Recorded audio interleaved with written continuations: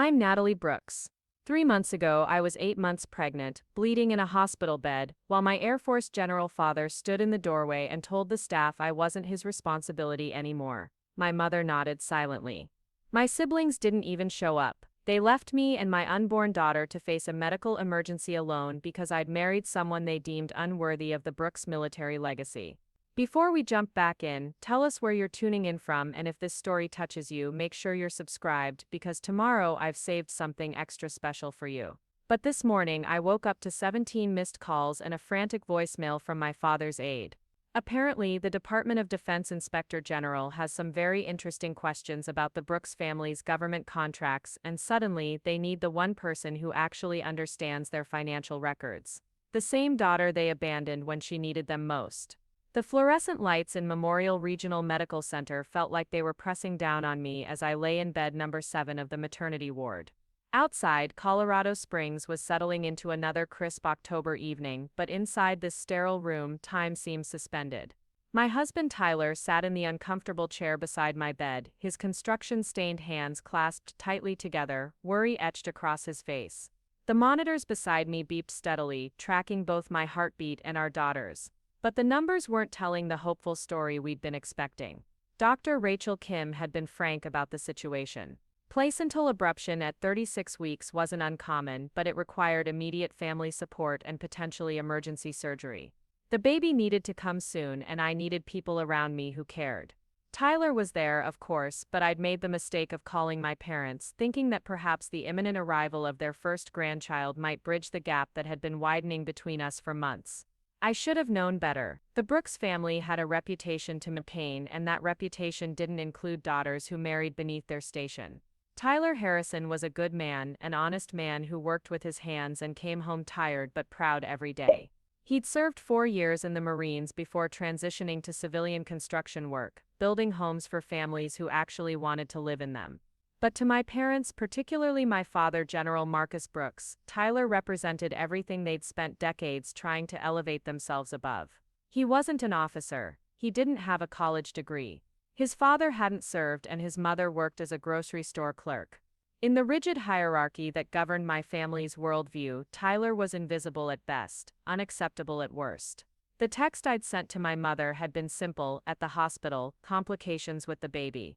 Could use family support. 3 hours had passed before she responded with equally simple words. Your father wants to speak with you first. I'd stared at that message for a long time, my hand resting on my swollen belly where our daughter moved restlessly, as if she could sense the tension surrounding her upcoming arrival. Tyler had squeezed my other hand gently, his calloused fingers warm against my palm. He'd never said it outright, but I knew he blamed himself for the distance between my family and me. As if loving him was something I should apologize for, rather than the best decision I'd ever made. When my parents finally arrived, they didn't come alone. My brother Daniel, now a lieutenant colonel following dutifully in our father's footsteps, walked slightly behind them in his dress uniform, his expression carefully neutral. My sister Samantha trailed at the rear, her phone already out, no doubt documenting her reluctant hospital visit for whatever social media narrative she was crafting about military family values. General Marcus Brooks commanded attention wherever he went. Even in civilian clothes, his posture and bearing announced his rank to anyone with eyes to see. He'd spent 32 years in the Air Force, climbing from enlisted airman to general officer, and every day of that journey had been calculated to bring honor to the Brooks name. His uniform and his reputation were immaculate. His family, by extension, was expected to be equally pristine. He stopped in the doorway of my hospital room and surveyed the scene with the same clinical assessment he might apply to a mission briefing. Tyler stood up immediately, extending his hand in greeting, but my father's eyes moved past him as if he were furniture. When his gaze finally settled on me, lying there in a hospital gown with monitors attached to my arms and belly, his expression didn't soften. Natalie, his voice carried the same tone he'd used when addressing subordinates who'd disappointed him. I understand you're having some difficulties. The word difficulties hung in the air like a slap. Not complications, not concerns about my grandchild. Difficulties, as if my pregnancy and the medical emergency were inconveniences I'd created through poor planning. The doctor says the baby needs to come soon, I said quietly, choosing my words carefully. There's a risk of I'm aware of the medical situation, he interrupted. Kim briefed me when I called ahead. Of course he'd called ahead. General Brooks never entered any situation without intelligence. What I want to understand is why you think this is our problem to solve. Tyler's hand tightened around mine, and I felt him take a careful breath. He'd been raised to respect military rank, even when the person wearing it was treating his pregnant wife like a strategic liability. Sir, with respect, Natalie is your daughter. We're not asking you to solve anything, just to be here while my daughter made her choices when she decided to marry outside her social class. My father said, his words measured and final. Those choices have consequences. I won't have the Brooks name associated with whatever drama this situation creates. The monitor beside my bed registered the spike in my heart rate as his words hit me. Drama, as if my pregnancy complications were a publicity stunt designed to embarrass him. I felt our daughter kick sharply, responding to my stress, and Dr. Kim's warnings about keeping calm echoed in my mind. My mother, Patricia Brooks, had remained silent throughout this exchange, her hands clasped in front of her like she was posing for an official photograph.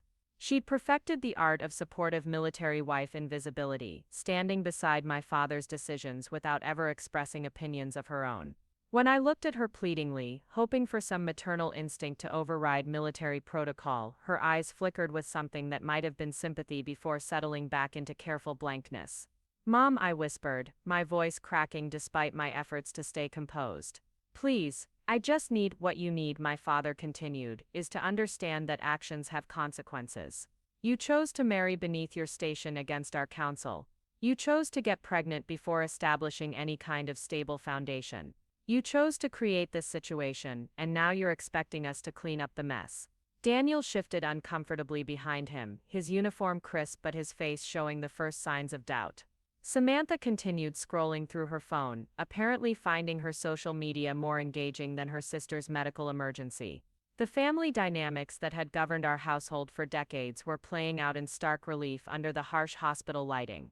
Tyler stood up straighter, his Marine training overriding his natural diplomacy. "General Brooks, I understand you don't approve of me, but your daughter is in the hospital. Your grandchild could be in danger. This isn't about social class or military rank. This is about basic human decency." The silence that followed was electric. No one spoke to General Marcus Brooks that way, especially not civilians he considered beneath his notice. I watched my father's face cycle through surprise, anger, and finally a cold calculation that I recognized from childhood. This was the expression that preceded punishment.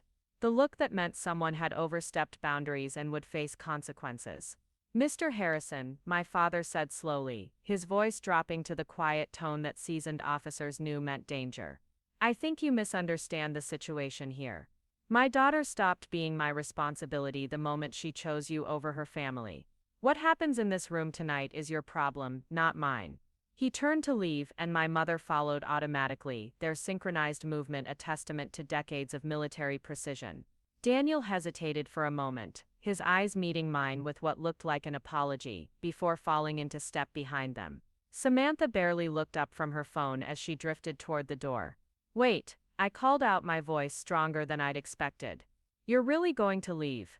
Your grandchild is about to be born, possibly under emergency conditions, and you're just walking away?" My father paused in the doorway without turning around. "The Brooks family has served this country with honor for 3 generations. We don't associate with people who drag us down to their level. You made your choice, Natalie. Live with it," and then they were gone. The silence in the room felt deafening after their departure. Tyler sank back into his chair, running his hands through his hair, his face flushed with anger and disbelief. "I can't believe they actually left. I mean, I knew they didn't like me, but to abandon you when you're in the hospital." I stared at the doorway where my family had stood moments before, my mind struggling to process what had just happened. Growing up as a general's daughter, I'd learned to navigate military protocol, family expectations, and the rigid social hierarchy that governed our world. But nothing had prepared me for this moment of absolute abandonment. They'd chosen their reputation over their grandchild. They'd chosen their image over my safety. The monitors continued their steady beeping, tracking vital signs that were becoming increasingly erratic as the reality of the situation settled in. Dr. Kim appeared in the doorway, as if summoned by the machines, her expression shifting from professional calm to concern as she took in my elevated heart rate and blood pressure. Mrs. Harrison, I need you to try to stay calm, she said gently, checking the readouts and adjusting my IV. Stress isn't good for either you or the baby right now. Is everything all right? Your family seemed upset when they left. Tyler answered when I couldn't find words. They had somewhere else they needed to be, he said diplomatically. His jaw tight with suppressed anger. Doctor, Kim studied my face with the practiced eye of someone who'd seen families fall apart in hospital rooms before. Sometimes the people we expect to support us aren't able to show up the way we need them to. She said quietly, but that doesn't mean you're alone. Let's focus on getting this baby safely into the world. Over the next 6 hours, as my labor progressed and complications mounted, I learned what real support looked like. Tyler never left my side, holding my hand through contractions and advocating fiercely with the medical staff when decisions needed to be made quickly. The nurses, complete strangers who owed me nothing, showed more compassion and care than my own family had managed. When our daughter finally arrived at 3 in the morning, small but healthy despite the dramatic circumstances, the room filled with joy and relief from people who'd been invested in our success. Preparing and narrating this story took us a lot of time, so if you are enjoying it, subscribe to our channel. It means a lot to us. Now back to the story. Tyler cried when he held her for the first time, this tiny person we'd created together, despite everyone who told us we were wrong for each other. We named her Hope, partly for the obvious symbolism, but mostly because she represented everything good that could grow from love that wasn't sanctioned by rank or social status. I spent the next 3 days in the hospital recovering from an emergency C-section, while Tyler learned to change diapers and manage the endless cycle of feeding and sleeping that comes with a newborn. Not once did any member of my family call to check on us. Not once did they ask about their granddaughter's health, or whether we needed anything. The silence was so complete it felt intentional, as if they'd collectively decided to erase us from their version of reality. On the day we were discharged, Tyler loaded our tiny daughter into the car seat we'd installed weeks earlier, his hands gentle, but nervous, as he adjusted the straps around her impossibly small body. The October air was crisp and clean, carrying the scent of early snow from the mountains surrounding Colorado Springs. As we drove away from the hospital toward our small apartment near downtown, I felt the strange combination of joy and grief that comes with major life transitions. Hope was perfect, healthy, and loved. But the family I'd been born into had chosen to miss her arrival, and that absence felt like a wound that wouldn't heal cleanly. Our apartment was a modest 2-bedroom place in an older building that had seen better days, but Tyler had spent months making it ready for our daughter. He'd painted the nursery a soft yellow, since we'd wanted to be surprised about the gender, and he'd assembled the crib and changing table with the same careful attention to detail he brought to his construction work. It wasn't the grand nursery my parents might have expected for their first grandchild, but it was filled with love and anticipation. Over the following weeks, we settled into the rhythm of new parenthood. Tyler took time off work to help with those first exhausting days of round-the-clock feedings and diaper changes. I healed slowly from surgery, while learning to navigate the emotional complexity of loving someone so completely while feeling abandoned by the people who'd shaped my entire worldview. Friends from Tyler's work brought meals and offered to babysit.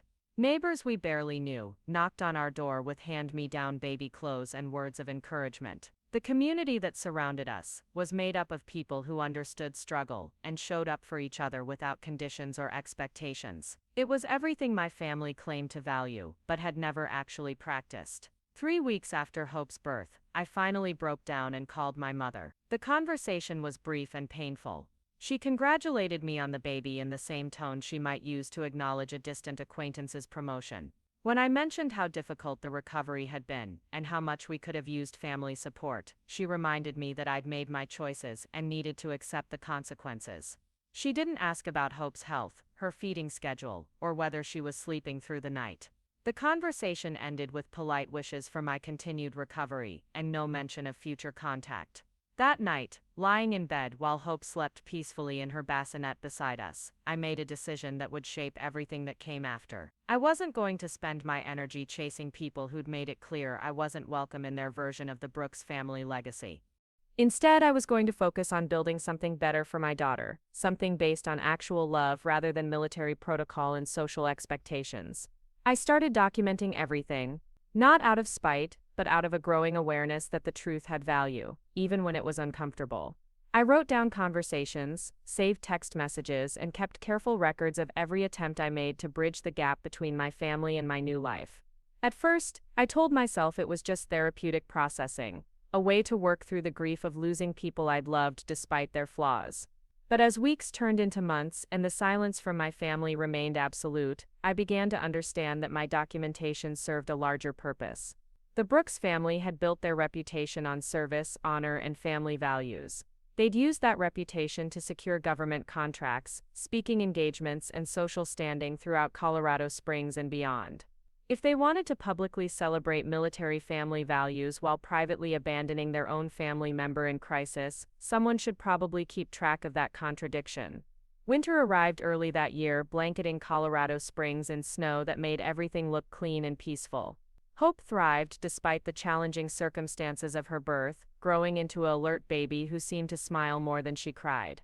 Tyler returned to work with the reluctant acceptance that we were truly on our own, without the family support network that might have made new parenthood easier. It was during one of Hope's afternoon naps, while I was organizing the growing file of family correspondence and lack thereof, that I discovered something that changed everything.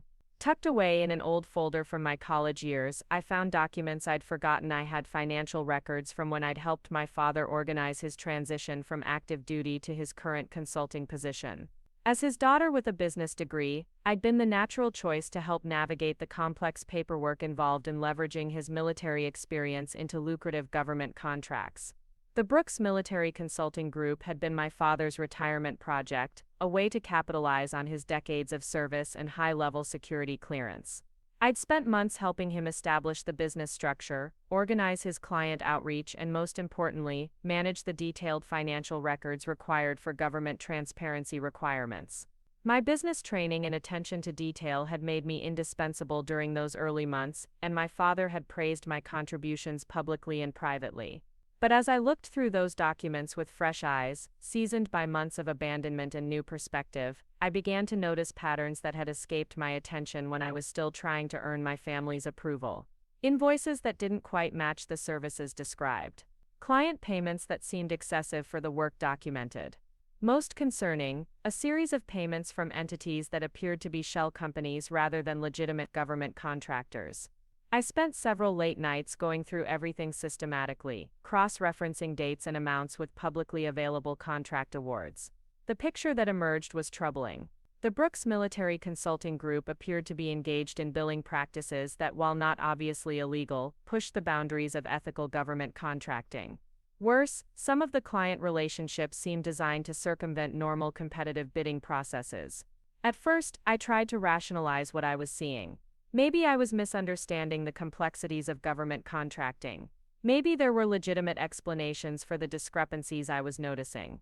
But my business training had taught me to recognize when numbers didn't tell the story they were supposed to tell, and these numbers were practically screaming irregularities. The irony wasn't lost on me.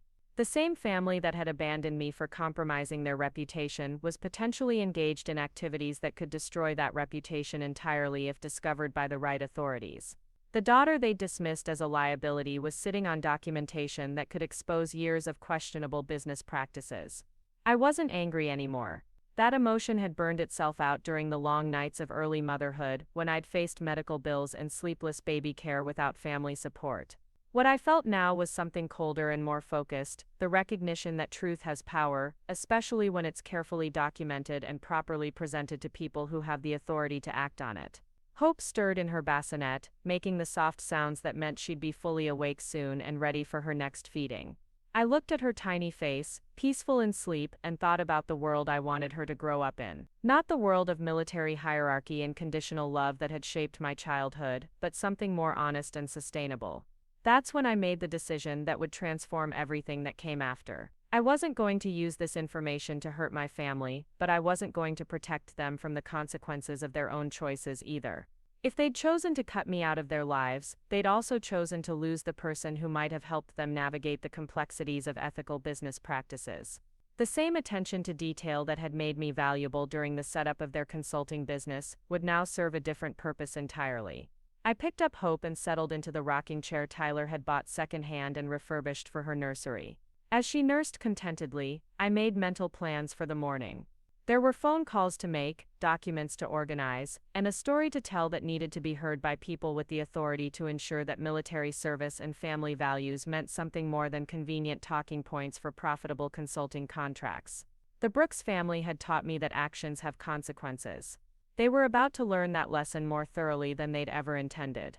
The next 3 months passed in a blur of sleepless nights, medical bills, and the grinding reality of raising a newborn without the safety net I'd always assumed would be there. Tyler worked double shifts when he could get them, his hands growing more calloused as he took on increasingly demanding construction projects to cover our mounting expenses. The emergency C-section had been followed by complications that required additional medical care, and our insurance covered far less than we'd hoped. Each envelope that arrived from Memorial Regional Medical Center felt like another weight added to an already overwhelming load. Hope, meanwhile, thrived in ways that both amazed and exhausted us. She was an early smiler, reaching developmental milestones ahead of schedule as if she was determined to prove that love and attention mattered more than family pedigree or financial security. Tyler would come home covered in dust and debris from whatever job site he'd been working, but his face would transform the moment he saw our daughter. He'd wash his hands carefully and scoop her up, talking to her in the gentle voice he reserved just for her, telling her about his day as if she could understand every word. During those long winter days while Tyler worked and Hope napped, I found myself returning again and again to the documents I'd discovered. What had started as idle curiosity had evolved into something more systematic and concerning. I'd created a spreadsheet tracking the discrepancies I'd found, cross-referencing contract dates with payment schedules, and comparing the Brooks Military Consulting Group's billing practices with publicly available information about standard government contracting procedures. The picture that emerged grew more troubling with each day of research. My father's consulting group had been awarded several contracts through what appeared to be preferential relationships rather than competitive bidding. More concerning, the company had subcontracted much of the actual work to other firms while maintaining full payment for services they weren't directly providing. It was a complex web of relationships and financial arrangements that seemed designed to maximize profit while minimizing accountability. I tried to tell myself that perhaps this was normal in the world of government contracting, that my civilian perspective was making me see problems where none existed.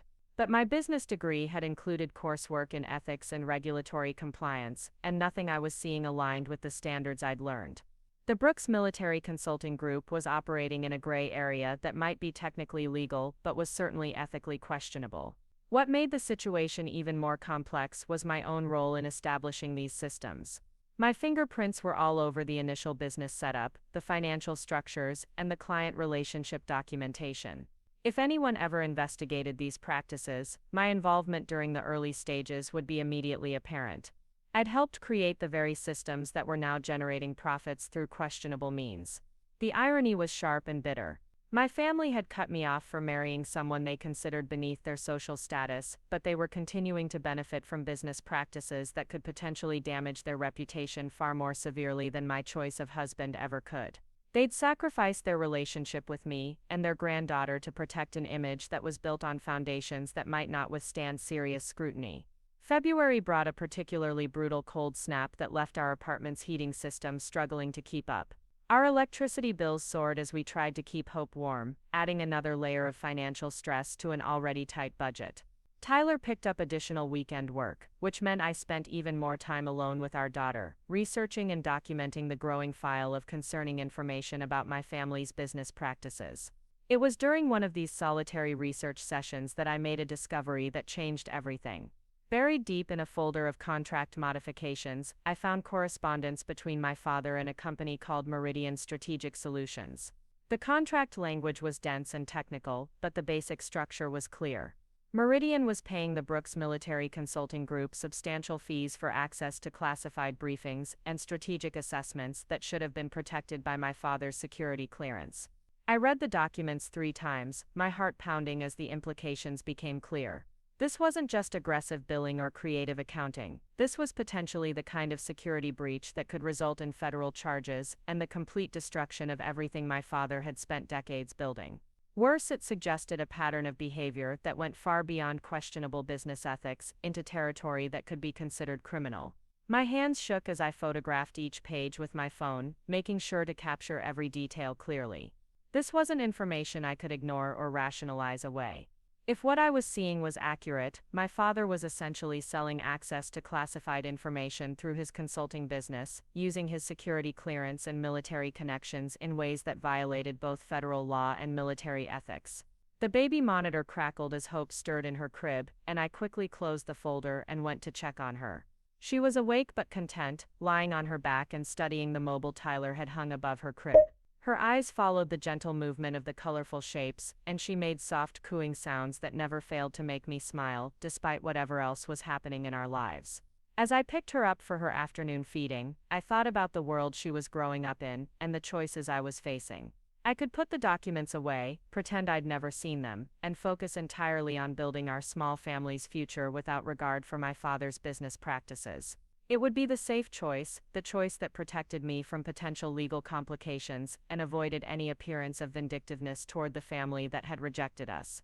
But as Hope settled into nursing, her tiny hand curled around my finger with complete trust, I realized that staying silent would make me complicit in whatever was happening. If my father was indeed violating his security clearance and potentially endangering national security for profit, someone needed to know. If he was using his military reputation to legitimize business practices that were fundamentally corrupt, someone needed to hold him accountable. The question was who and how. I couldn't simply call my father and confront him directly, both because he'd made it clear that communication between us was unwelcome, and because any warning might give him time to destroy evidence or cover his tracks. I needed to find someone with the authority and responsibility to investigate these practices properly, someone who would take the information seriously and act on it appropriately. That evening, after Tyler came home exhausted from another long day installing insulation in a new housing development, I broached the subject carefully. We were eating dinner, while Hope slept in her bouncy seat beside our small table, the three of us squeezed into the tiny dining area of our apartment. The contrast between our modest circumstances and the luxury my father's consulting business was apparently generating felt particularly stark. I need to ask you something, and I want you to be honest with me. I said, setting down my fork and looking directly at Tyler. If you knew someone was doing something illegal, something that could hurt people, what would you do? Tyler paused mid-bite, studying my face with the careful attention he'd learned during his Marine service. That's pretty specific, Nat. What kind of illegal are we talking about? I chose my words carefully, not wanting to reveal too much before I was certain of my next steps. Hypothetically, if someone was using their military connections and security clearance to make money in ways that might compromise national security, what would be the right thing to do? His expression grew serious, the casual tiredness from his workday replaced by the focused alertness I recognized from when he talked about his military service. That's not hypothetical, is it? This is about your father. I nodded slowly, suddenly feeling the weight of what I was contemplating. I found some documents from when I helped him set up his consulting business. Tyler, I think he's selling access to classified information. Not directly, but through consulting arrangements that give private companies access to briefings and assessments they shouldn't be able to get. Tyler leaned back in his chair, running his hand through his hair in the gesture I'd learned meant he was processing something serious. Jesus, Nat, that's not just illegal, that's treason adjacent depending on what kind of information we're talking about. My voice was barely above a whisper. And I helped him set up the business structures that are making it possible. My name is on half the paperwork from when the company was established. The silence that followed felt heavy with implications. Tyler reached across the table and took my hand, his calloused fingers warm and reassuring against my palm. What do you want to do? I don't know, I admitted. Part of me wants to just forget I ever saw anything and focus on our family. But another part of me feels like staying silent makes me complicit in whatever he's doing. Tyler squeezed my hand gently. You know what I think? I think your family made their choice when they walked out of that hospital room. They chose their reputation over their granddaughter and their daughter. If they're doing things that could destroy that reputation anyway, that's on them, not on you. Over the next several days, I wrestled with the decision while continuing my research. I reached out quietly to former classmates who worked in government positions, asking general questions about oversight procedures and whistleblower protections without revealing the specific nature of my concerns. I researched the Department of Defense Inspector General's office, learning about their mandate to investigate fraud, waste, and abuse within the military establishment. What I discovered was both encouraging and terrifying. The Inspector General's office took security clearance violations seriously and had the authority to conduct thorough investigations that could result in criminal charges. But they also expected substantial evidence to support any allegations, and the process of investigation could take months or even years. Once I made contact with them, there would be no going back. My father would eventually learn that the information had come from me, and whatever small possibility remained for future family reconciliation would be permanently destroyed. It was Hope who ultimately made the decision for me. I was changing her diaper one morning in early March when she grabbed my finger and held on with surprising strength, her eyes focused intently on my face as if she was trying to communicate something important. In that moment, looking at this tiny person who depended on Tyler and me for everything, I realized that I wanted her to grow up in a world where doing the right thing mattered more than protecting people who had shown they couldn't be trusted with positions of responsibility. I wanted her to learn that integrity wasn't conditional on family loyalty, that standing up for what was right sometimes meant standing alone, and that the people who claim to value honor and service should actually live up to those values rather than just using them as marketing tools for profitable consulting contracts. That afternoon, while Hope napped and Tyler was at work, I called the Department of Defense Inspector General's hotline. My heart pounded as I listened to the automated menu options, and my voice shook slightly as I explained to the intake specialist that I had information about potential security clearance violations involving a retired Air Force general who was operating a government consulting business. The conversation was professional and methodical. The specialist, a woman who identified herself only as Agent Rodriguez, asked careful questions about the nature of my concerns, my relationship to the subject of the complaint, and my access to supporting documentation. She explained the investigation process, the protections available to whistleblowers, and the importance of preserving any evidence I might have. "Mrs. Harrison," she said near the end of our conversation, "I want to make sure you understand that once we open an investigation, we'll need to pursue it wherever the evidence leads. That might include interviewing you extensively, and potentially requiring you to testify about your role in establishing the business practices you're reporting."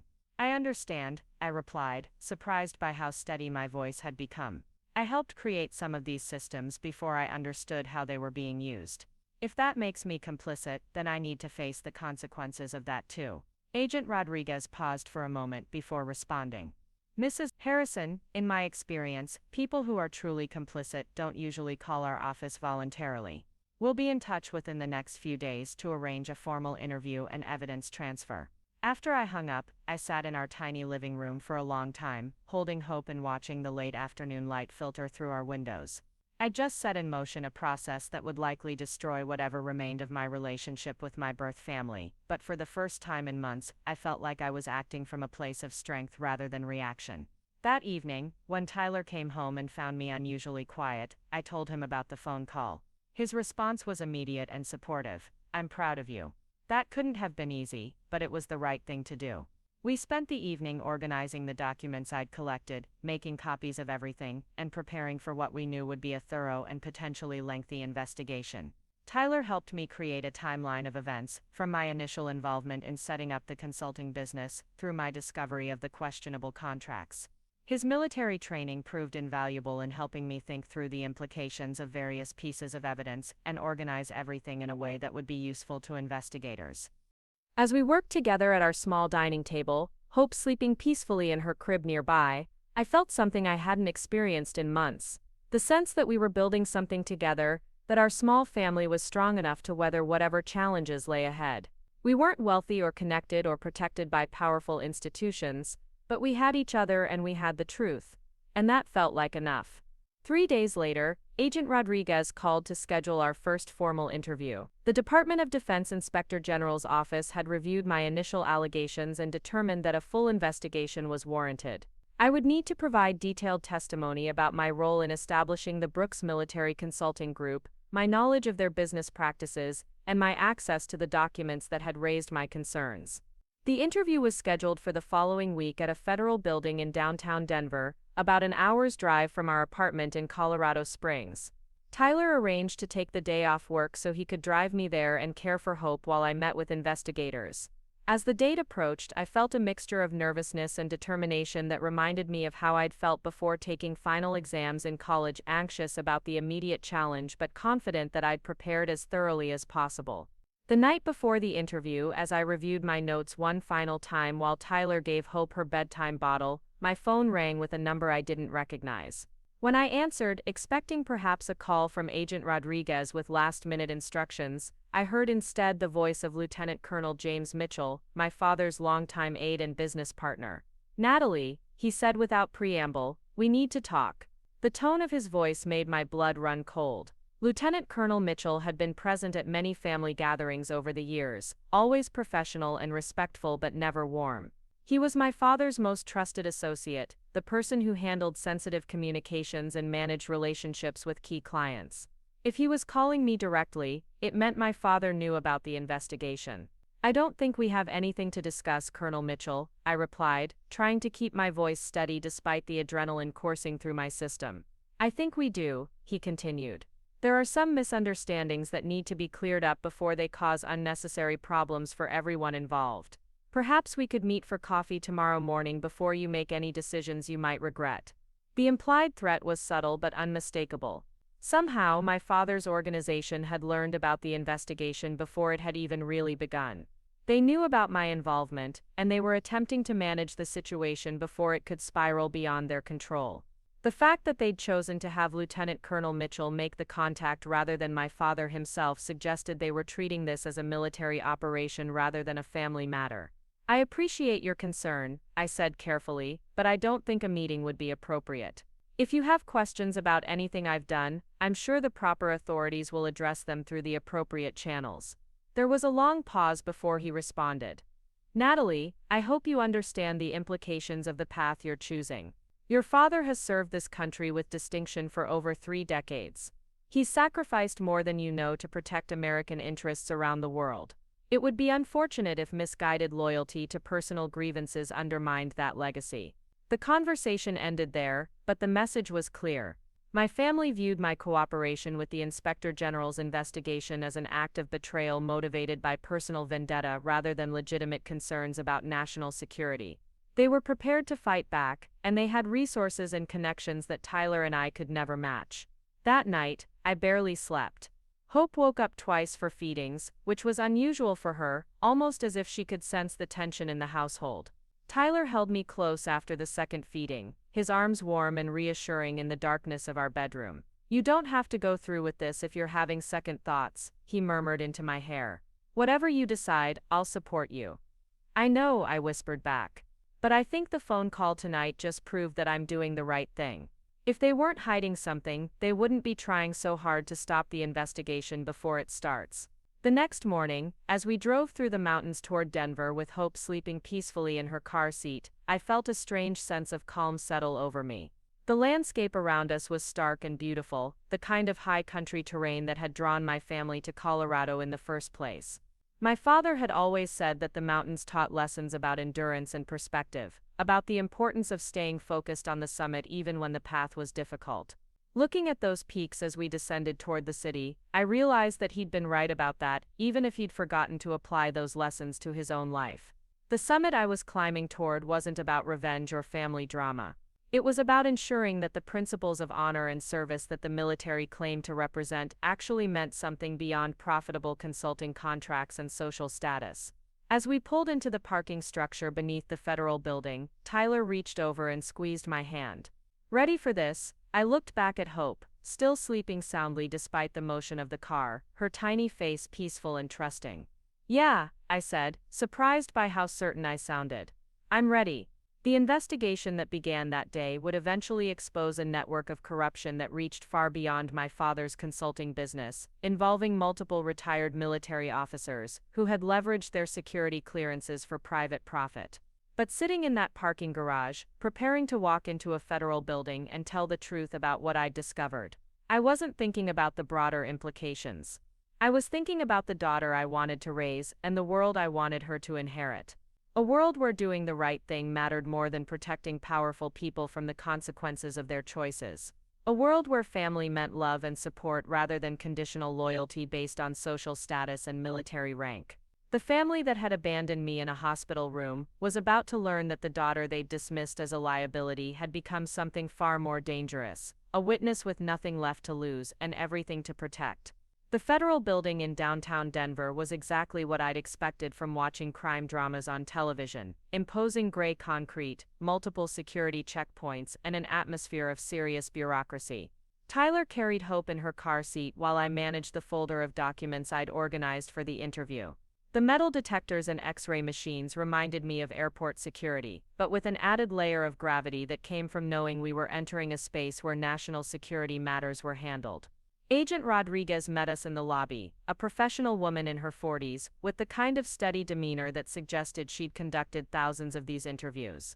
She explained that Tyler and Hope could wait in a family room while she and her colleague interviewed me, and that the process would likely take several hours depending on how much detail was required. The interview room was sparse and functional, with a conference table, recording equipment, and windows that looked out over the city. Agent Rodriguez was joined by Agent Chen, a younger man who specialized in financial crimes involving government contractors. They began with basic questions about my background, my education, and my relationship to General Marcus Brooks and his consulting business. As I described my role in helping establish the Brooks Military Consulting Group, I felt a strange sense of detachment, as if I was talking about someone else's life. The eager daughter who had wanted to help her father transition successfully from military service to civilian consulting seemed like a different person entirely from the woman sitting in this federal building, providing evidence of potential criminal activity. Agent Chen asked detailed questions about the financial structures I'd helped create, the business relationships I'd documented, and my understanding of how government contracting was supposed to work. I walked them through the spreadsheets I'd created, explaining how I'd cross-referenced contract awards with actual services provided and identified patterns that suggested billing irregularities. When we reached the documents involving Meridian Strategic Solutions, both agents became noticeably more focused. Agent Rodriguez asked me to read certain passages aloud, while Agent Chen took notes on a legal pad. The contract language that had seemed merely suspicious when I'd first discovered it apparently had much more serious implications than I'd realized. "Mrs. Harrison," Agent Rodriguez said carefully, "I want to make sure we understand your interpretation of these documents. In your view, what exactly was your father's consulting group providing to Meridian Strategic Solutions in exchange for these payments?" I took a deep breath before answering. Based on the contract language and the briefing schedules I found, it appears that Meridian was paying for access to classified defense briefings and strategic assessments. The payments were structured as consulting fees, but the actual deliverables described in the contracts match the format and timing of classified intelligence reports that my father would have received through his security clearance. Agent Chen leaned forward slightly. "And you helped establish the business frameworks that made these arrangements possible?" "Yes," I admitted. "I designed the corporate structure and the client relationship management systems. At the time, I thought we were creating legitimate consulting arrangements. I didn't understand how the systems I was building could be used to monetize classified information." The interview continued for nearly 4 hours, covering every aspect of my involvement with the consulting business and every piece of evidence I'd collected. The agents were thorough but not hostile, clearly more interested in understanding the scope of potential violations than in determining my culpability. By the time we finished, I felt drained, but also relieved to have finally shared everything I'd discovered with people who had the authority to act on it. As we prepared to leave, Agent Rodriguez handed me a card with contact information and strict instructions about preserving any additional evidence I might discover. She also warned me that the investigation would likely become public at some point, and that I should expect increased scrutiny from both the media and anyone who might be implicated in the findings. "Mrs. Harrison," she said as we shook hands, "I want you to know that coming forward with this information took courage. A lot of people in your situation would have chosen to stay silent to protect themselves and their families." The drive back to Colorado Springs felt longer than usual, partly because Hope was fussy, and partly because I was processing the weight of what I'd just set in motion. Tyler was quiet for most of the trip, letting me work through my thoughts while he navigated the mountain highways. When Hope finally fell asleep about halfway home, he reached over and took my hand. "How do you feel?" he asked. "Scared," I answered honestly, but also relieved, like I finally did something that needed to be done instead of just reacting to things that were happening to me. Over the following weeks, life settled into a new routine that included regular phone calls from the investigation team as they worked to verify the information I'd provided. They were methodical and discreet, but I could tell from their questions that the scope of their inquiry was expanding beyond just my father's consulting business, to include other retired military officers and defense contractors. Meanwhile, Tyler and I focused on the immediate challenges of raising Hope and managing our finances on his construction income. The medical bills from her birth were finally paid off, and we'd even managed to save a small emergency fund. Our apartment was still modest, but we'd made it feel like home with secondhand furniture that Tyler had refinished and photographs of Hope's daily milestones. It was during this period of relative calm that the first sign of retaliation appeared. Tyler came home from work one evening with a grim expression and news that his construction company had lost 3 major contracts in a single week. The official explanations were vague, citing budget constraints and changing project timelines, but the timing was suspicious, given that all 3 clients had connections to military contractors or government agencies. It could be coincidence, Tyler said as we discussed the situation over dinner, but his voice carried doubt. Construction work is unpredictable, and contracts fall through all the time, but losing 3 at once, especially from clients who seemed happy with our work. I felt a chill of recognition. The Brooks family had extensive connections throughout Colorado Springs, particularly within the military-industrial complex that dominated the local economy. If they wanted to apply pressure on Tyler's livelihood, they had multiple ways to do it without leaving obvious fingerprints. The financial pressure increased over the next month as Tyler struggled to find replacement work. Projects that had seemed promising would suddenly evaporate, often after what appeared to be positive initial meetings. His reputation as a skilled craftsman remained intact, but opportunities were becoming scarce in ways that defied normal market explanations. During this difficult period, I received an unexpected phone call from my sister Samantha. It was the first direct contact from any family member since they'd left me at the hospital, and her voice carried a mixture of anger and something that might have been desperation. "Natalie, what the hell are you doing?" she demanded without preamble. "Do you have any idea what you're putting this family through?" I chose my words carefully, aware that the conversation might be recorded, and that anything I said could potentially impact the ongoing investigation. "I'm not putting the family through anything, Samantha. I'm cooperating with a legitimate federal investigation into potential legal violations." Legal violations. Her voice rose to a pitch that reminded me of childhood arguments. Dad has served this country for 30 years. He's dedicated his entire life to protecting American interests, and you're trying to destroy him over some petty family drama. The accusation stung, partly because I knew that some people would see my actions that way regardless of the evidence involved. This isn't about family drama. It's about potential security breaches and financial fraud. If Dad hasn't done anything wrong, then the investigation will clear him. Samantha's tone shifted from anger to something more calculating. "You know this is going to hurt everyone, right? Not just Dad, but Mom, Daniel, even you and your precious husband.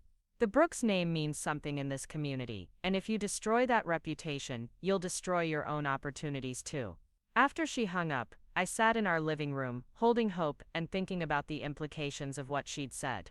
The Brooks family had indeed built a reputation that extended far beyond my father's military service, to include business relationships, social connections, and political influence throughout Colorado.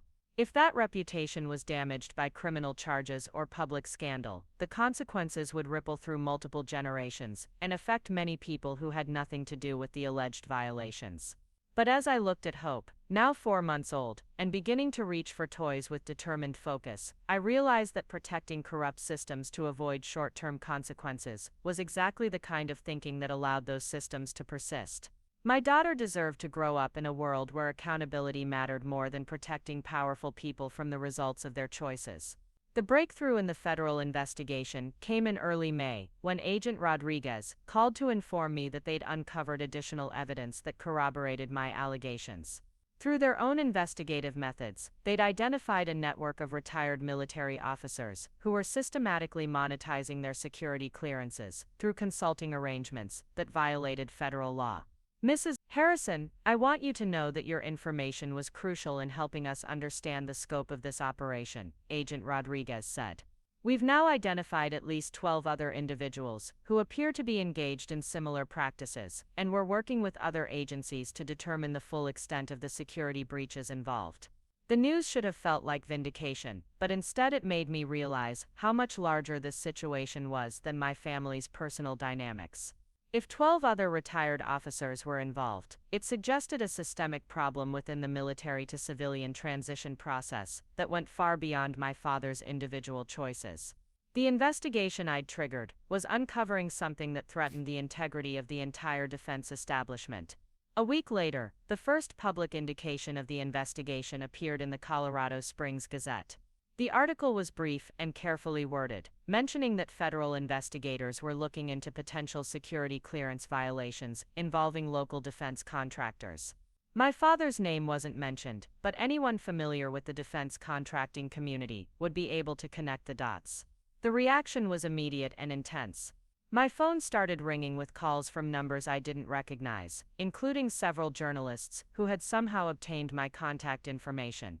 Tyler and I made the decision to unplug our landline and rely solely on cell phones with numbers known only to family and close friends. More concerning was the escalation in economic pressure. Tyler's construction company formally terminated his employment, citing budget cuts that coincidentally affected only him among the crew members he'd been working with for over a year. When he applied for unemployment benefits, he was told that his former employer had contested the filing, claiming his termination was for cause rather than economic necessity. The isolation we'd felt since Hope's birth intensified as former friends and acquaintances began treating us with suspicion or outright hostility. At the grocery store, people who had previously been friendly would avoid eye contact or end conversations when I approached. The military community in Colorado Springs was tight-knit, and word had clearly spread that I was cooperating with a federal investigation that threatened respected local figures. It was during this period of mounting pressure that I discovered something that changed my understanding of the entire situation. While organizing financial records for our tax preparation, I found a folder of documents I'd forgotten I had correspondence between my father and various government agencies from when he was still on active duty. The letters revealed that my father had been investigated twice by military authorities for potential ethics violations related to his relationships with defense contractors. Both investigations had concluded without formal charges, but the pattern of behavior they documented was identical to what I'd observed in his civilian consulting business. He hadn't stumbled into corruption after retirement. He'd been pushing ethical boundaries for years while still wearing the uniform. More disturbing was a letter from the Air Force Inspector General's office dated just 6 months before my father's retirement. The letter warned him that continued association with certain defense contractors could result in formal disciplinary action and suggested that early retirement might be preferable to facing a more thorough investigation. The implications were staggering. My father hadn't retired as a respected general transitioning to well-earned civilian success. He'd been forced out to avoid criminal charges, and he'd used his consulting business to continue the same practices that had nearly destroyed his military career. The family reputation I'd been raised to revere was built on a foundation of carefully managed scandals and narrowly avoided prosecutions. That evening, as Tyler searched online job boards for construction work outside the Colorado Springs area, and Hope played contentedly with her toys, I made copies of the military correspondence and prepared to contact Agent Rodriguez. The documents provided crucial context for understanding my father's motivations and demonstrated that his consulting business violations weren't isolated incidents but part of a long-term pattern of corrupt behavior. The phone call with Agent Rodriguez was brief but significant. She confirmed that the military correspondence was consistent with information they'd developed through other sources, and she indicated that formal charges were likely to be filed within the next few weeks. She also warned me that the public phase of the investigation would begin soon, and that my role as a cooperating witness would likely become known. "Mrs. Harrison, I want to prepare you for what's coming," she said. "This case is going to attract significant media attention, and your family's response is likely to be aggressive. People with this much to lose don't usually go quietly." That night, Tyler and I had the conversation we'd been avoiding for weeks. The economic pressure on our family was becoming unsustainable, and the social isolation was taking a toll on both of us. We had enough savings to last another month, maybe 2 if we were very careful, but Tyler's job prospects in Colorado Springs were essentially non-existent as long as the Brooks family maintained their influence in the local economy. "We could move," Tyler said quietly as we sat together on our second-hand couch after putting Hope to bed. "I've got contacts in Denver, and there's always construction work in growing cities. We could start over somewhere the Brooks name doesn't carry the same weight. The suggestion made practical sense, but it also felt like retreat.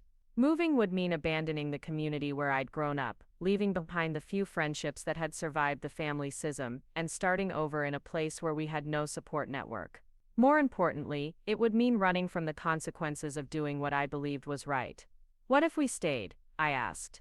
What if we decided that this community is worth fighting for, and that the only way to make it better is to see this process through? Tyler was quiet for a long moment, considering the implications. Staying means more financial pressure, more social isolation, and probably more attempts to intimidate us. It means raising hope in a place where half the community sees us as traitors, and the other half doesn't know what to think. But it also means standing up for the idea that integrity matters more than protecting powerful people, I countered. It means teaching hope that sometimes doing the right thing requires personal sacrifice. We talked until nearly midnight, weighing options and considering consequences. In the end, we decided to stay and see the investigation through to its conclusion. We would find ways to manage the financial pressure, and we would build new relationships with people who shared our values rather than trying to win back acceptance from a community that prioritized loyalty over accountability. The decision felt both terrifying and liberating. We were choosing the difficult path, but we were choosing it together and for reasons we could explain to our daughter when she was old enough to understand. We were betting our future on the idea that truth and integrity would ultimately matter more than social status and family connections. 3 days later, the Colorado Springs Gazette ran a front-page story with the headline "Local Defense Contractors Under Federal Investigation for Security Breaches."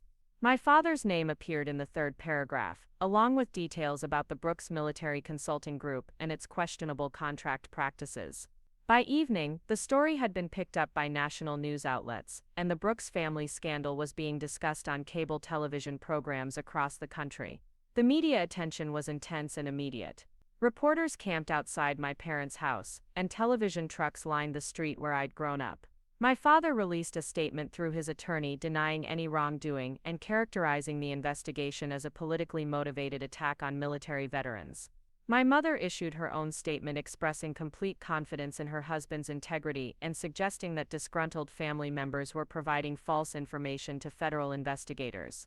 Reading that statement, which clearly identified me as the source of the allegations without mentioning me by name, I felt the final threads of connection to my birth family snap. They weren't just defending themselves against criminal charges, they were actively trying to discredit me and undermine the investigation that could protect national security. That afternoon, while Tyler was out looking for work and Hope was napping, I received a visit that I'd been half expecting for weeks. Lieutenant Colonel James Mitchell stood at my door in full dress uniform, his expression grave and official. Behind him was a man I didn't recognize, also in military dress, who introduced himself as Colonel Robert Hayes from the Air Force Office of Special Investigations. "Mrs. Harrison," Lieutenant Colonel Mitchell said formally, "we need to discuss the classified information you may have been exposed to during your involvement with the Brooks Military Consulting Group." The implication was clear. They were suggesting that I might have committed security violations by accessing and sharing classified information, even though I'd never held a security clearance and had no authorized access to such materials. It was a classic intimidation tactic, designed to make me question whether cooperating with the federal investigation might expose me to criminal charges. "Gentlemen," I replied carefully, "if you have concerns about my access to classified information, I suggest you discuss them with Agent Rodriguez at the Department of Defense Inspector General's office. I'm sure she can explain the scope of my cooperation with their investigation." Colonel Hayes stepped forward slightly. "Mrs. Harrison, we're offering you an opportunity to clarify any misunderstandings before they become legal problems. Sometimes civilians don't understand the serious implications of handling sensitive government information." The threat was subtle but unmistakable. They were suggesting that I could face prosecution for the same security violations I'd reported, even though my only access to classified information had come through documents my father had improperly shared during the business setup process. It was an attempt to silence me by making me complicit in the very crimes I'd exposed. I looked at these two officers, representing an institution I'd been raised to respect, and realized that they were more interested in protecting corruption than maintaining the integrity they claimed to serve. "I think this conversation is over," I said quietly. "If you have official business with me, please coordinate through the appropriate federal agencies." After they left, I called Agent Rodriguez immediately and reported the contact. She was not surprised by the intimidation attempt, but she was concerned about the escalation it represented. She advised me to document any future contacts and to avoid discussing the investigation with anyone except authorized federal investigators. That evening, as Tyler and I processed the day's events while hope played on a blanket between us, I realized that we had crossed a threshold. The investigation was no longer a private matter between me and federal authorities. It had become a public conflict that would define our family's future and test our commitment to the principles we claim to value. The Brooks family had made their choice. They would fight the investigation with every resource at their disposal, including attempts to intimidate and discredit the witnesses against them. Tyler and I had made our choice too. We would see the process through regardless of the personal cost, because our daughter deserved to inherit a world where accountability mattered more than protecting powerful people from the consequences of their actions. The battle lines were drawn, and there was no going back. The indictments came down on a Wednesday morning in late June, delivered with the clinical precision of a military operation. I was feeding Hope her breakfast when Agent Rodriguez called with the news that a federal grand jury had returned criminal charges against 17 individuals, including my father, for conspiracy to defraud the United States, violation of security clearance regulations, and money laundering through defense contracting schemes. The charges were more extensive than I'd anticipated. The investigation had revealed a network that stretched across multiple states and involved retired officers from all branches of the military. The total amount of fraudulent contracts exceeded $47 million, representing one of the largest defense contractor corruption cases in recent history. My father wasn't just a participant. According to the indictment, he was one of the primary architects of the scheme. Agent Rodriguez explained that my testimony would be crucial to the prosecution's case, as I was the only witness who could provide first-hand knowledge of how the financial structures had been established and how they'd been designed to circumvent normal oversight procedures. The trial was scheduled to begin in 8 months, giving me time to prepare but also ensuring that our lives would remain in limbo for the foreseeable future. Within hours of the indictments being unsealed, Colorado Springs exploded with media coverage. Television crews positioned themselves outside the courthouse, the Brooks family home, and unfortunately our apartment complex. I watched from our window as reporters interviewed neighbors about the scandal, asking whether they'd suspected anything unusual about the general's daughter who'd blown the whistle on her own family. The local reaction was swift and polarized.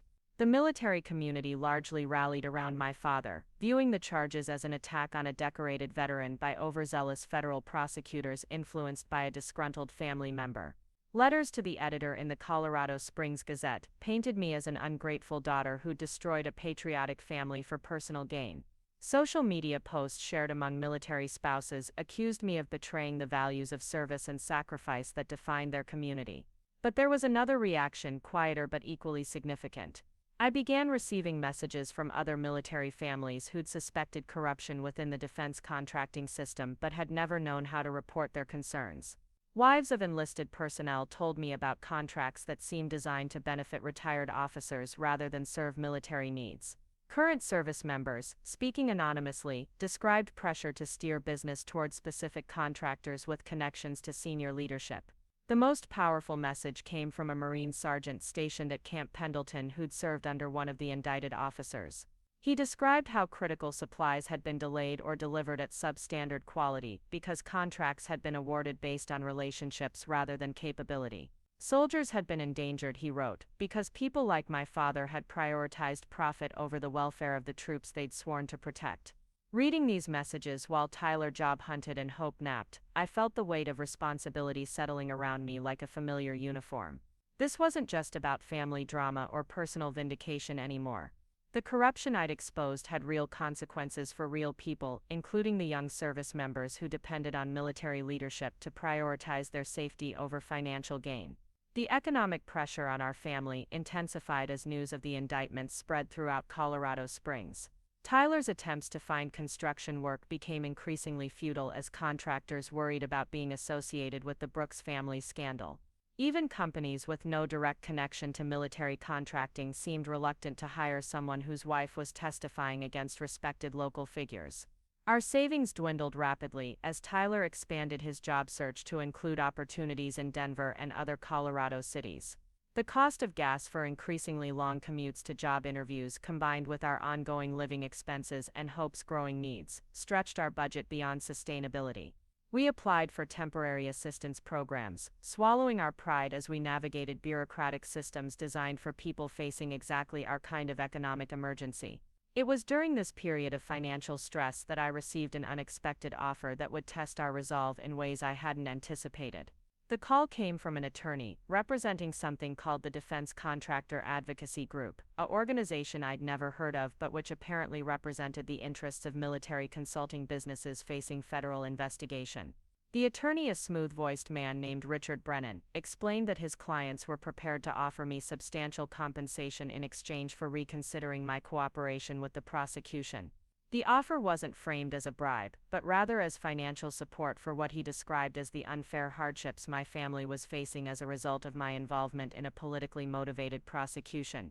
Harrison Brennan said during our phone conversation, "My clients understand that you were acting out of what you believed were good intentions. They don't want to see you and your family suffer financially because of a misunderstanding about standard business practices in the defense contracting industry." The amount he mentioned was staggering, enough to pay off our debts, buy a house, and provide financial security for Hope's future education.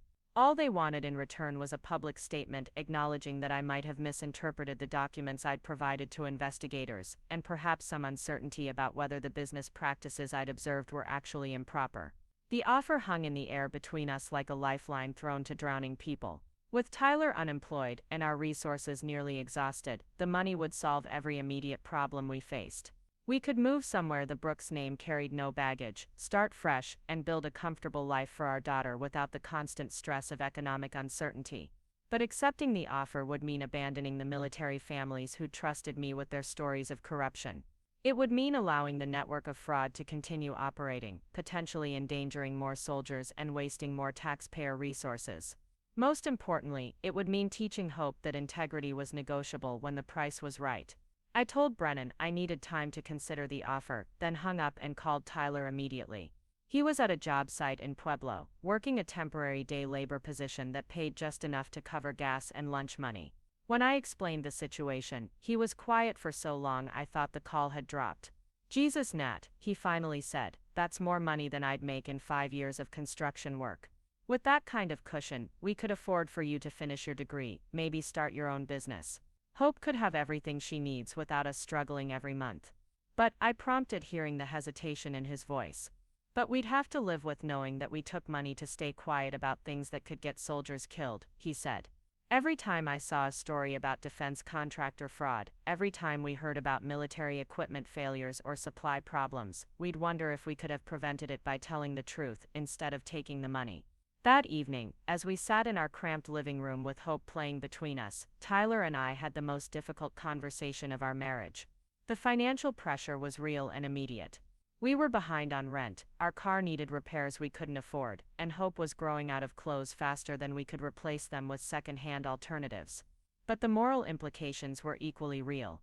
The money being offered wasn't coming from people who wanted to make amends for wrongdoing, it was coming from people who wanted to ensure that wrongdoing could continue without consequences. Accepting it would make us complicit in the very corruption we'd exposed. What kind of mother would I be if I took money to stay quiet about things that could hurt other people's children? I asked Tyler as Hope grabbed at his fingers with her tiny hands. "What kind of mother would you be if you let our daughter grow up in poverty when you could have provided for her?" He countered, playing devil's advocate, even though I could see in his eyes that he'd already made the same moral calculation I had. We talked until well past midnight, weighing our options and exploring alternatives. Could we take the money and use it to do good in other ways? Could we accept it with conditions that limited how much we'd have to compromise the truth? Could we find a middle ground that addressed our financial needs without completely abandoning our principles? In the end, we kept coming back to the same fundamental question: what kind of people did we want to be, and what kind of example did we want to set for Hope? Every rationalization we considered felt like a betrayal of the values we claimed to hold, and the trust that other military families had placed in us. The next morning, I called Richard Brennan and declined his offer. The conversation was brief and professional, but I could hear the surprise in his voice. He'd clearly expected that our financial desperation would override our moral qualms, and he seemed genuinely puzzled by our decision to choose economic hardship over comfortable compromise. 2 days later, the consequences of rejecting the offer became apparent. Tyler arrived home from another fruitless day of job hunting to find an eviction notice taped to our apartment door. We were 3 weeks behind on rent, and the landlord was exercising his right to begin formal proceedings to remove us from the property. We had 30 days to pay the full amount owed plus legal fees, or we'd be forced to leave. The timing wasn't coincidental. Word of the bribery attempt and our rejection had clearly spread through the network of people working to protect the indicted contractors. Economic pressure was being applied systematically, designed to force us into accepting one of their offers or abandoning our cooperation with the prosecution. That night, while Tyler researched legal aid services and I fed hope, my phone rang with a call that would change everything. The caller identified herself as Janet Morrison, a producer for 60 Minutes who'd been following the defense contractor corruption story. She'd heard about my role as a whistleblower and the retaliation my family was facing, and she wanted to tell our story as part of a broader investigation into military contracting fraud. The interview, if I agreed to it, would be my first public statement about the case since the indictments were announced. It would mean going on national television to explain why I'd reported my own father and how the corruption network had operated. But it would also mean having a platform to tell the truth about what was really happening, rather than letting my father's supporters control the narrative. Janet Morrison explained that 60 Minutes had been investigating defense contractor corruption for months, using my father's case as an entry point into a much larger story about systemic problems within the military-industrial complex. They'd interviewed other whistleblowers, analyzed contract data, and documented patterns of fraud that extended far beyond the specific charges in the current case. Mrs. Harrison, she said, we understand this is a difficult situation for you and your family, but your story illustrates something important about the costs of standing up to corruption and the kind of retaliation that prevents more people from coming forward. The decision to participate in the 60 Minutes interview wasn't just about telling our story, it was about taking control of that story rather than allowing it to be defined by people who had reasons to discredit us. It was also about reaching a national audience that might include other potential whistleblowers who needed to know they weren't alone in facing these kinds of pressures. Tyler and I discussed the implications over the next several days while dealing with the immediate crisis of potential eviction. A television appearance would eliminate any remaining privacy we had and would likely intensify the harassment we were already experiencing. But it would also provide a platform to explain our motivations and to highlight the broader issues at stake. More practically, Janet Morrison mentioned that 60 Minutes sometimes provided financial assistance to sources facing retaliation, helping them relocate or manage expenses related to their cooperation with important stories. While this wasn't the same as accepting money to change our testimony, it might provide the economic relief we needed to survive until Tyler could find stable employment. The interview was scheduled for the following week, to be conducted in Denver at a location that would provide security and privacy. 60 Minutes would arrange temporary housing for our family during the interview process, and they would work with federal prosecutors to ensure that our participation didn't compromise the ongoing criminal case. As we prepared for what would essentially be our first public statement about the entire situation, I reflected on how far we'd traveled from that night in the hospital when my family had abandoned us. The frightened new mother who'd been left alone during a medical emergency had become someone willing to stand up to corruption regardless of the personal cost. The transformation hadn't been comfortable or easy, but it had been necessary. Hope deserved to grow up in a world where people in positions of trust actually lived up to the values they claimed to represent, even if creating that world required difficult choices and personal sacrifice. The night before the interview, Tyler and I sat together in the temporary housing 60 Minutes had provided, a comfortable hotel suite that felt luxurious compared to our cramped apartment. Hope was sleeping peacefully in a portable crib, oblivious to the media storm that surrounded her family's story. "Are you ready for this?" Tyler asked, holding my hand as we looked out at the Denver skyline. "No," I said honestly. "But I don't think anyone's ever really ready to tell the whole world that their family is corrupt and they're the one who turned them in. I just know it's the right thing to do."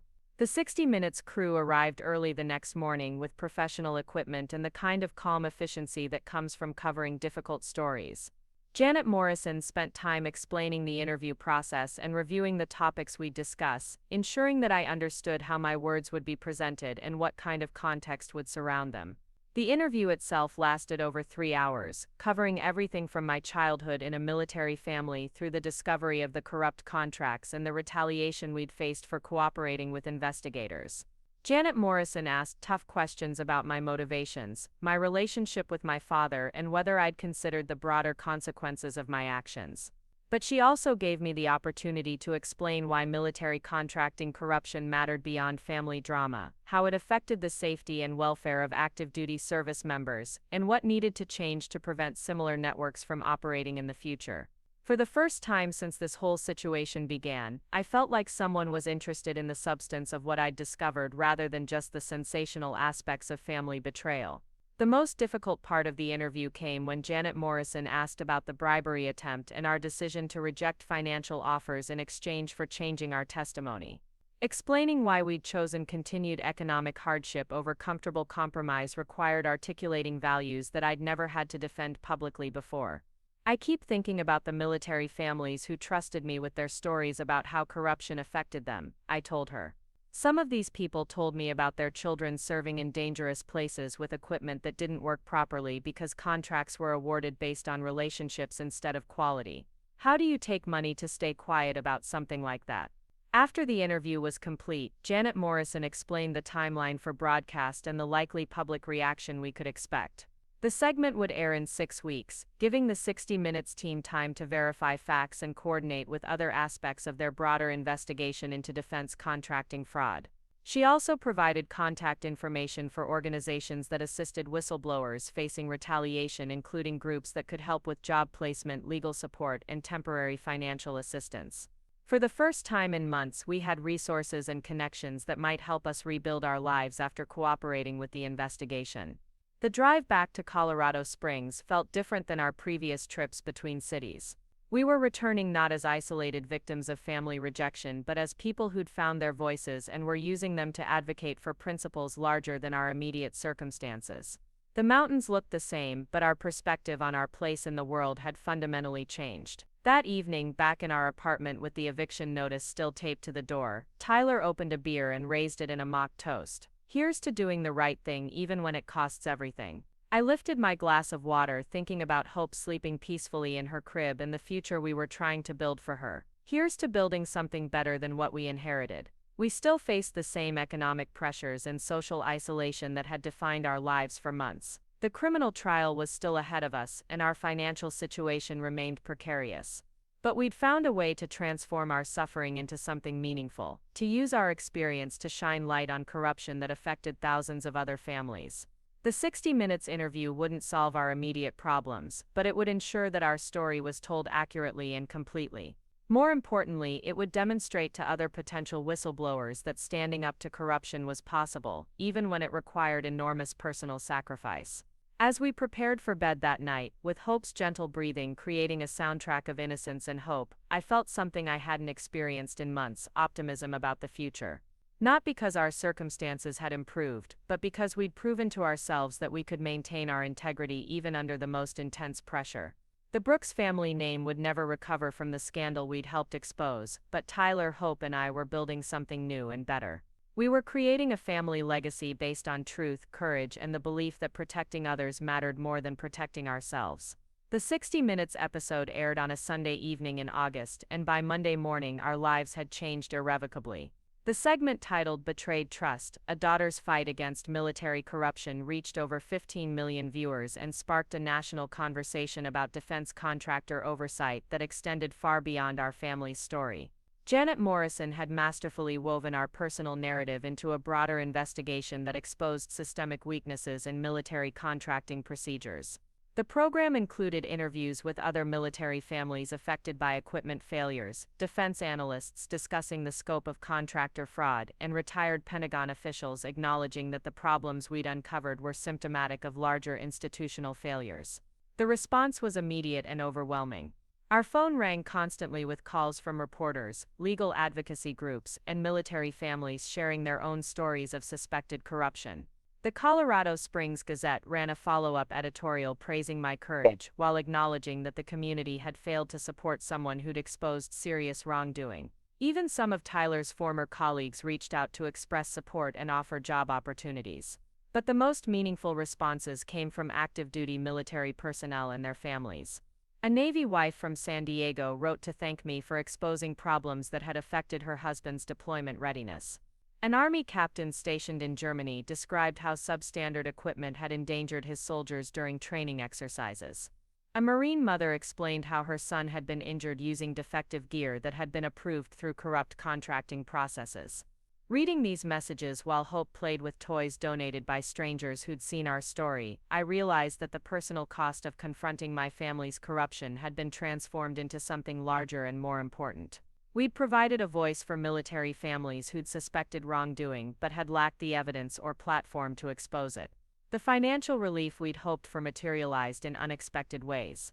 60 Minutes had connected us with the Government Accountability Project, a whistleblower advocacy organization that provided legal support and emergency financial assistance. Additionally, several viewers had sent unsolicited donations to help with our immediate expenses, expressing gratitude for our willingness to prioritize public safety over family loyalty. More significantly, Tyler received multiple job offers from construction companies outside Colorado who'd seen the broadcast and wanted to support someone who'd sacrificed employment for principle. One company in Austin, Texas, offered him a supervisory position with better pay and benefits than he'd ever had in Colorado Springs, along with relocation assistance and flexible scheduling that would allow him to support my testimony during the upcoming trial. The decision to relocate was difficult but necessary. Colorado Springs had become a place where our family would always be defined by the scandal we'd exposed, where Hope would grow up hearing whispers about the girl whose mother had destroyed a respected military family. Texas offered the possibility of starting fresh in a community that didn't know our history and would judge us on our present actions rather than past controversies. We spent September preparing for the move, while I continued cooperating with federal prosecutors who were building their case against the 17 indicted individuals. The evidence I'd provided had been corroborated by financial records seized during FBI raids, and several other conspirators had agreed to cooperate with the investigation in exchange for reduced charges. My father, however, remained defiant. Through his attorney, he continued to maintain his innocence and to characterize the charges as a politically motivated attack on military veterans. His strategy seemed to be based on portraying himself as a patriotic soldier being persecuted by ungrateful family members and overzealous prosecutors, rather than addressing the substantial evidence of corruption. The contrast between his public posture and the private reality I documented became even starker when prosecutors released additional evidence as part of pretrial proceedings. Bank records showed that the Brooks Military Consulting Group had received over $8 million in payments for services that appeared to exist only on paper. Email communications revealed casual discussions of how to circumvent oversight requirements and maximize profits from government contracts.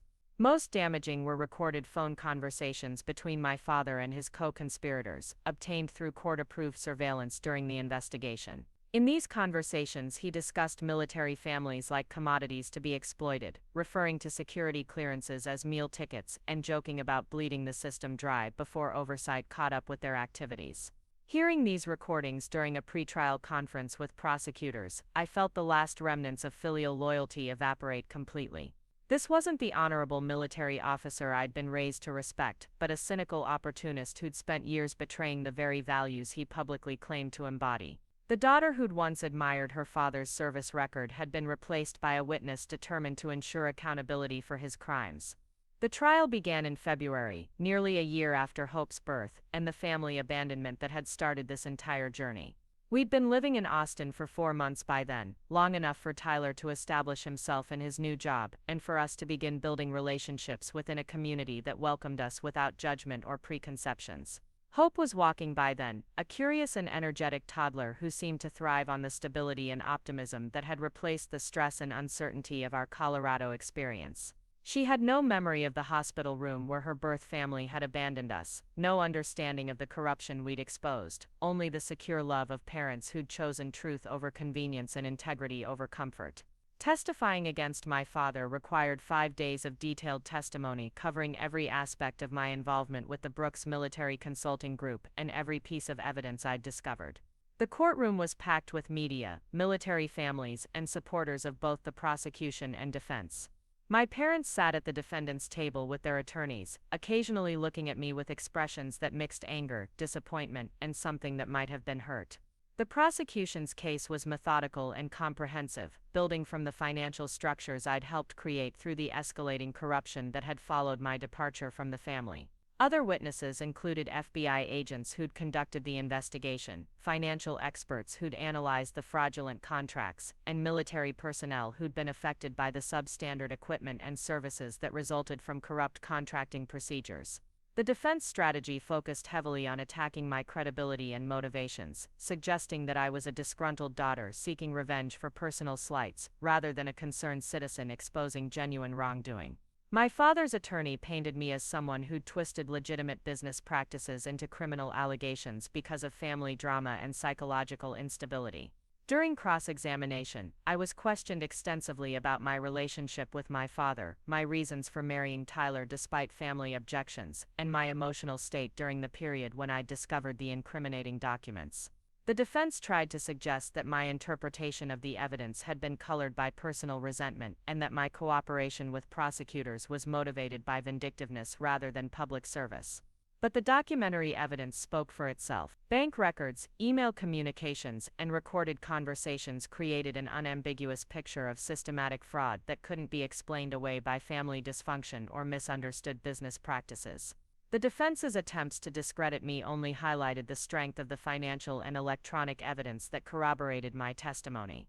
The most powerful moment of the trial came when prosecutors played a recorded phone conversation between my father and a defense contractor discussing how to manipulate contract specifications to ensure that only their preferred companies could meet the requirements.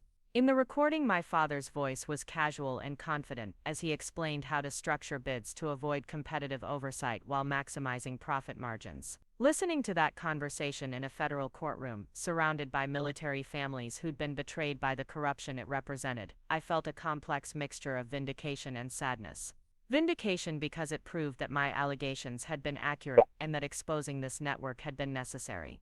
Sadness because it confirmed that the man I'd once admired had become someone willing to exploit the very system he'd sworn to defend. The trial concluded in March, with guilty verdicts on all major charges for my father and most of his co-conspirators. The evidence had been too comprehensive, and the patterns of corruption too clear to allow for reasonable doubt about their criminal intent. During the sentencing phase, my father finally acknowledged wrongdoing, though he continued to minimize his role and blame others for leading him astray. He was sentenced to 12 years in federal prison, a term that reflected both the severity of his crimes and his lack of genuine remorse. The judge noted that military officers held positions of special trust that made their corruption particularly damaging to national security and public confidence in defense institutions. The other defendants received sentences ranging from 3 to 15 years, with the harshest penalties reserved for those who'd been most central to organizing the conspiracy. The total restitution ordered exceeded $60 million, though prosecutors acknowledged that much of the fraudulently obtained money would never be recovered.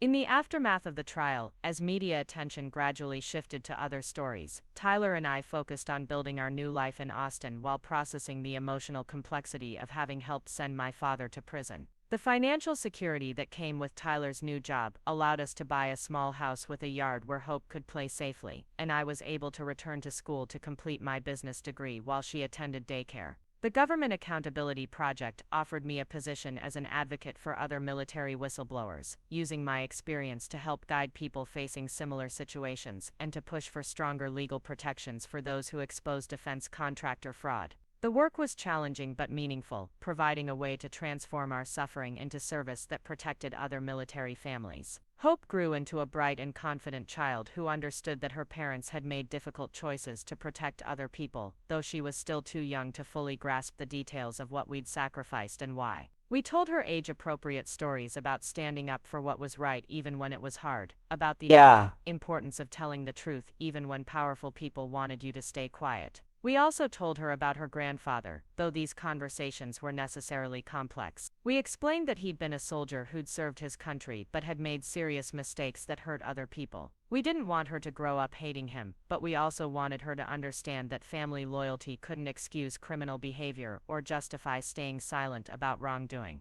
3 years after the trial, I received an unexpected letter from my father, written from federal prison where he was serving his sentence. The letter was brief and formal, acknowledging that his actions had caused harm to military families and expressing regret for the pain he'd caused our family specifically. He didn't ask for forgiveness or reconciliation, only that I know he understood why I'd made the choices I'd made. I showed the letter to Tyler, and we discussed whether to respond and what such a response might accomplish. We decided that while I appreciated his acknowledgement of responsibility, too much damage had been done for any meaningful relationship to be rebuilt. The Brooks family legacy would always be defined by corruption and betrayal, but the Harrison family legacy would be built on integrity and service to others. Hope, now 4 years old and preparing to start kindergarten, sometimes asked about the grandparents she didn't remember and the extended family she'd never known. We told her the truth in ways she could understand, that sometimes families make different choices about what's important, and that we'd chosen to build a family based on honesty and helping other people rather than protecting ourselves from difficult truths. Looking back on the journey from that hospital room where my family had abandoned us to our current life in Austin, I could trace a clear line from rejection to redemption, from isolation to purpose. The frightened new mother who'd been left alone during a medical emergency had become someone capable of standing up to corruption regardless of personal cost, and the small family that had been rejected by the Brooks military dynasty had become something stronger and more authentic. The house Tyler built with his own hands was modest compared to the military quarters where I'd grown up, but it was filled with genuine love, rather than conditional approval. Hope's bedroom walls were covered with her artwork and photographs of family adventures, creating the kind of childhood environment where creativity and curiosity were encouraged rather than suppressed by rigid expectations. Most importantly, our family relationships were based on mutual respect and honest communication, rather than hierarchy and performance. Hope would grow up knowing that her parents valued her thoughts and feelings, that mistakes were opportunities for learning rather than reasons for rejection, and that standing up for what was right sometimes required personal sacrifice but was always worth the cost.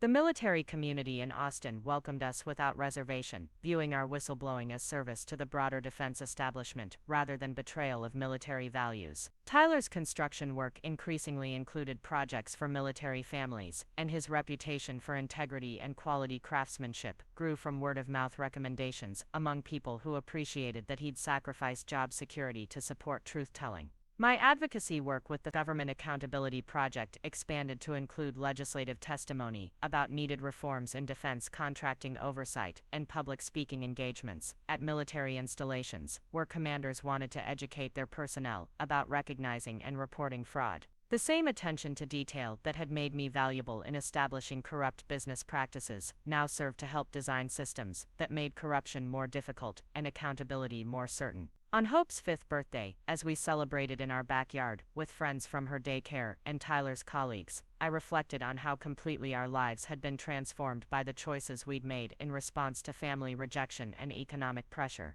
The people surrounding us represented genuine community, built on shared values, rather than social status or military rank. That evening, after the guests had gone home and Hope was asleep surrounded by new toys and birthday cards from people who loved her for herself rather than her family connections, Tyler and I sat together on our back porch, watching the sunset paint the Texas sky in brilliant colors. "Do you ever regret it?" he asked, a question we'd discussed many times over the years, but which felt different, now that we had perspective on how our choices had shaped our daughter's life. "The corruption investigation, never," I replied immediately. "Everything good in our lives came from deciding to tell the truth, instead of protecting people who didn't deserve protection. Even losing your family?" I considered this more carefully, thinking about Hope's laughter echoing through our house, and the meaningful work that filled my days, and the solid marriage we'd built through shared adversity. I didn't lose my family, I lost people who wanted me to be someone I couldn't be. Then I found my real family, the people who love me for who I actually am, rather than who they wanted me to pretend to be. As night settled over our neighborhood, and lights came on in houses where other families were ending their days with bedtime stories and quiet conversations, I felt the deep satisfaction that comes from living authentically, rather than performing for approval.